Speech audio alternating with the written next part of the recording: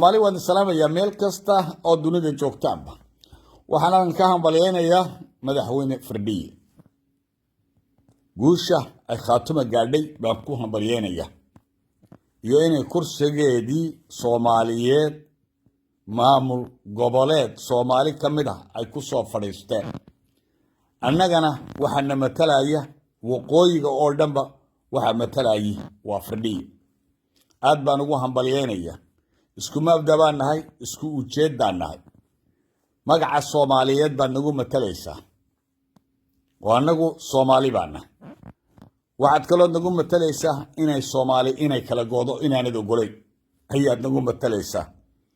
oo wada tashiga qaran u joogta inaan Soomaali la kala gooy marka waxaan ku hambalyeynaya inay khaatuma dhaqaaqday oo ay guuleysatay ayaa boqolkiiba madaxweyne Firdhiye ku hambalyeynaya qaar baa dhex ordaya dad walaal ah khaatumo iyo Puntland waa walaal horta weenad ogaata haddaanad ogaana waa in lagugu dhaartaa inay walaal yihiin hadday wax dhex maraanna waa family issue uma baahna qof kale oo soo farageliyo uma baahna nin la yiraahdo Khaliif oo gabayay ma jirteena ayaan gabaygiisa xasuustay wuxuu yiri haddii laba libaax hilib dhex maro way ku murantaa macmacaanka iyo kuruska waa la isku maagaa misna wuxuu heshiiyaa markuu bidar u muuqda markay waraaba arkaan ama dagaal arkaan way heshiinay walaal bay noqonayaan wixii iyaga dhex yaala way u soo laabanayaan laakiin hadday arkaan cid lagu soo duulo haddii laascaano lagu duulo ama warsageli lagu duulo ama majeerteen lagu duulo waa dad wada dhashay oo ehela oo dheecaan iyo dhiig qurax ay wadaagaan uma baahna marka cid dhex gasha oo interference ku samayso waa danahoodii waa qoys guri kasta oo Soomaaliyeed hadaa tagto ciyaalku way saysta dad bay saysta waana family kuma kala tagaan waa absolute family bay yihiin dantooda ka weynta guud baa ka weyn marka labadaasi reer waa family annagu waan hambalyeynayna wanaagooga iyo sharaftooda iyo karaamadooda jecelahay iyo inay cadowga iska dugsadaan min la yiraahdo buur madow bariyaha dhaxorday buur madow ayaa dhaxorday buur madow adigu dhulbaanta abtina waad ku sheegtaa sidoo kale anigu abti baan dhahdaa laakiin aan abtiyaashay ma caayo adiguna farq baad ku sheegaysaa abtiyo ma Soomaali yani ma ha wax bili aadanku ku hadlo oo halkii ugu dambeysay daayarnimada marka qofku bili aadan ka baxo wax kala noqdo waxaad ku sheegaysay farqna waxa weeyaan nin ku dhashay guur aan sharci ahayn sharci darro ku dhashay amba ku calool galay ayaa la dhaafaa farq marka abtiyaasha inaan tago waan jecelahay marka abtiga nooda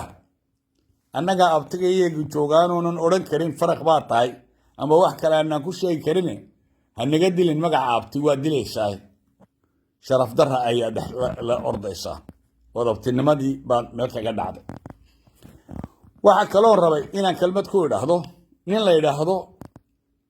TV waxa la yiraahdaa galbeed TV ninkaas waa samaroon weeye ninkaas galbeed TV uu ka hadla hadalkiisu waa constructive waa hadal qurux badan oo qofka bili aadankii dhageysan karo uu maqli karo uu fahmi karo dadkiisu la hadlaya ehelkii buu la hadlaa qaraabadiisu la hadlaa samaroon buu la hadlaa wuxuu kala hadlaa dantooda marka samaroonka oo dhan waxaan lahaa ninka ha dhageysta hadalkiisa cidna kuma xago waa nin aad iyo aad classic oo markuu hadalkiisuna waa classic isaguna nin classic oo yani masuula weeyi markaad aragto hadalkiisuna hadal cid ku xagaya amba dhibaateynaya wuxuu ka hadlaa danaha dadkiisa danaha samaroon buu ka hadlaa inay wax noqdaan oo ka hoos baxaan reerka ka hoos baxaan ayuu ka hadlaa oo dadkiisa ayuu wax u sheegaa marka ninkaasi waan ku ixtiraamaya hadalkiisa aad iyo aad baan kugu ixtiraamaya halka ka wad waxa kale oo rabay inaan isagana halkan aan idhaahdo ka hambalyeeyo nin isaaq ah oo maxkamadaha u sareeyo haysta wuxuu leeyahay waa inaan galaa shir isaaq dara isaaq waa inaan sameynaa buu leeyahay yani waxa uu leeyahay isaaq dantiisii waa in shir la isku yimaadaa oo shir isaaq aan sameynaa macnaheedu shir isaaq uu leeyahay danahooda kaga hadlayo marka waxay meel dhigteen oo soo noqon doonaa wixii la oran jiray Somaliland aakhirkii waad arkaysaa meel bay dhigteen way u soo laaban doonaan laakiin isaaq ahaan baan shir waa in la qabtaa buuli qaran shir isaaq leeyahay waa inaan qabsanaa macnihii waxay ku tusaysaa inay ka niyad jabeen wixii 35 sannadood maradii ay siteen inay ka niyad jabeen bay taasi cadaynaysaa marka arrinkaas markaad dhageysato qolada Samaroona abtiyaashay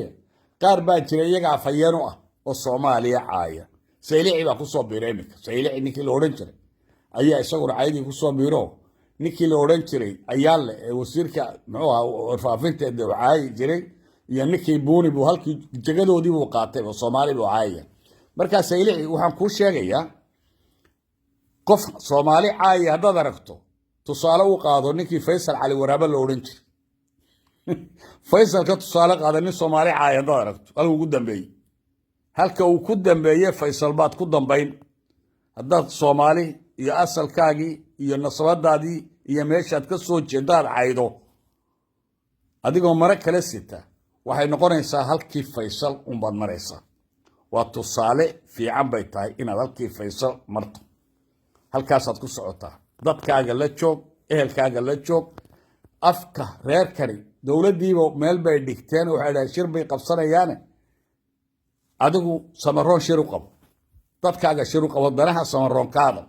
intaad isaaq amaanayso eed iyagana caayayso Soomaalina caayayso waayo Soomaali baana cid naga masaxaysana waa asalka iyo jinsiyadeeda meeshan ka soo jeedna weey waxaan daawaday inan yar oo school Somaliland oo calaamadiiba wada sitaan oo hablayra marka su'aal baa la weydiinaya waxa la leeyahay cadawga Somaliland waa ayo tu yar baa gacanta taagays cadawga Somaliland waa Soomaali way leedahay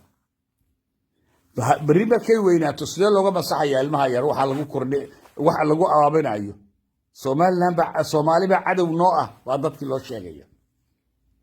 Soomaali ayaa cadow noo ah hadhow markay weynaato baasaboor Soomaaliya iyo jinsiyad Soomaaliya iyo magac Soomaaliyeed bay u baahan tahay inay isticmaasho waxaan lagu korinaya inay cadow u tahay Soomaali tu yar baan daawado naagaalaad waxay jiraysaa Ingiriis oo leedahay adigu wadakeed ka timid markaas Somaliland ti yarad embarrass baa ku dhacay waxa leeyahay Somaliland waxa la yiraahdo ma jireen waxay qayb ka tahay Soomaaliya saasay way madoobata ti yarad embarrassment baa ku dhacay marka uqdad bay ku korinayaan ciyaalkii way ku weynaanayaan hadhowna Soomaali baa tahay dasee lagu sheegay waxay u baahan tahay dhaqtarro psychiatric doctors bay u baahan waxa kale oo arkay nin Soomaaliya oo idaacadu ka hadlaya Jerusalem bay tahay amba waa Tel Aviv Soomaali wuxuu leeyahay anagu isaaq waan nahay oo 100,000 oo isaaq ah ayay Soomaali dishay oo wala naxasuuqay saasuu ninkaas leeyahay nagu Soomaali ma arkan 100,000 qabiil leeyahay isaaq waan anigu kamid ahay 100,000 bay Soomaali naga dishuulayeen dhamaantood Soomaali oo dhan isku daraya xulay 100,000 waxa lagu casooy marka inuu Jerusalem yimaado waxaan ku faraxsanaa buu heshiiskeeni heshiiska baa laga wada hadlaya in Yuhuudda ay isku biiraan ay walaal noqdaan ehel noqdaan ay qaraabo noqdaan ayaa laga hadlaya wuxuu leeyahay waxa lagu casooy waxa noogu iman baa leeyahay daacada Jerusalem baan kugu casuunaa leeyahay halkan noogu imanaysa oo ku faraxsan marka reer aan Soomaaliba ogolayn waxba lagu darsan karo marka reerkayga Djibouti dadka ka soo xagaa baxay Somaliland tagay meeshan Soomaaliba lama ogolee dhulkiina u xagaa baxa oo waxaad u xagaa baxdaan Shiniile oo xagaa baxa Diridhaba oo Addis Ababa taga oo laamigi iyo tareenkii baa maraya halkan buuraha aad ka baxaysaan baawurkii yar aad fuulaysaan ee baawurkani amaniyan maalin si socon dhulka garaacayo laamigi baa idin hormarayo laamigi baad raacaysaa lacag lagaama rabo fiisa lagaama rabo baasaboorka Djibouti waa free dhulkiina taga Shiniile taga Diridhaba taga caarihi leydii qaboobay qudradii wax walba halkaas aad ku haysataa ay hadal fiican oo walaalow soo dhawow halkan waxa ka dhaca waad ogtiin waa lagu aflagaadeyn lagu caayaya Soomaalnimo lagu caayaya darteed marka dad aan Soomaaliba rabin ha u tagina ha u xagaa bixina lacagtiina ha geynina Shiniile kunguri baa laga dhisaya oo dalxiisa oo samarkii imanaysaan ku raaxaysanaysaan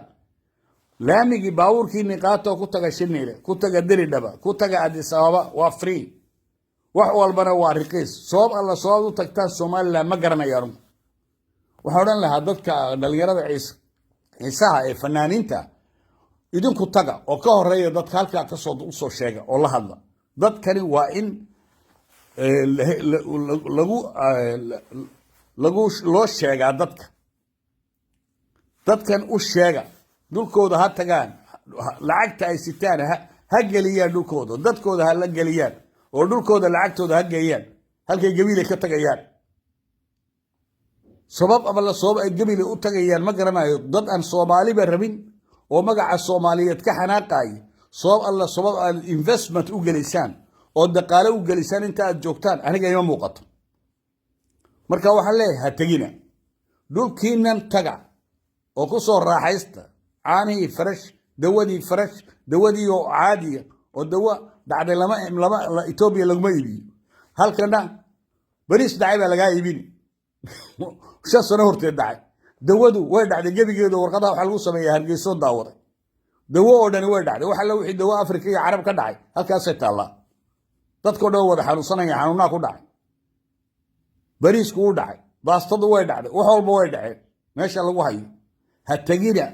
Ethiopia lama ogola wax dhacay lama ogola dawo dhacday lama ogola bariis dhacay iyo baasta dhacay midna lama ogola u taga dhulkiina waxa bax sharaf iyo karaamad baad ku leediin haybad dhulkiina taga waxa bax aad baan idin salaamaya